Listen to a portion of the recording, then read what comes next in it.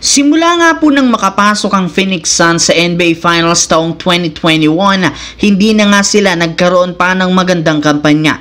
Paikli nga po ng paikli ang kanilang naaabot sa playoffs. Kung inyo ang matatandaan, simula ng baguhin ng Suns ang kanilang lineup sa pagkuha kay Kevin Durant at Bradley Beal hanggang second round na lang naman ang kanilang napaglalaruan. At ang masakit pa dyan, habang tumatagal mas lalong lumalala ang sitwasyon matapos silang hindi makapasok sa playoffs ng West. Kaya ang pinaka may kasalanan nga daw dito bakit lumalamya ang Phoenix Suns dahil sa kanilang dalawang superstar na sina Kevin Durant at Bradley Beal na pareho nga pong nagtamo na parati ng injury na siyang nakaapekto at nakasira ng sobra sa chemistry ng team. Kaya hindi na nakapagtataka bakit tuluyan silang ginawang available sa trade market. Panahon na rin naman para alisin at tanggalin ang dalawang ito para tuluyang bumalik sa normal ang kanilang koponan. Samantala, mismong si Rob Pelinka nang nagsabi na isa sa pinaka-priority gawin ng Lakers ngayong off-season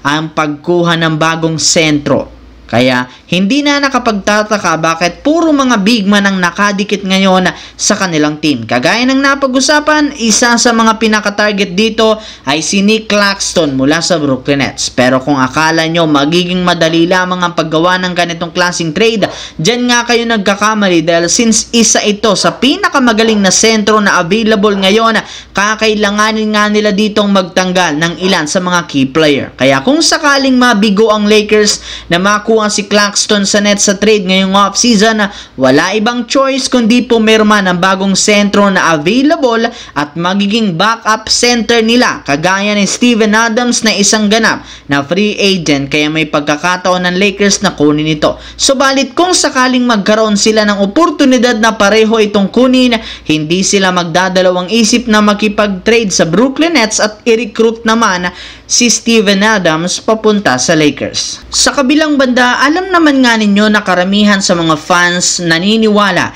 na ang Oklahoma City Thunder ang mananalo sa NBA Finals laban sa Indiana dahil mas dominante nga daw ito buong season lalo sa playoffs.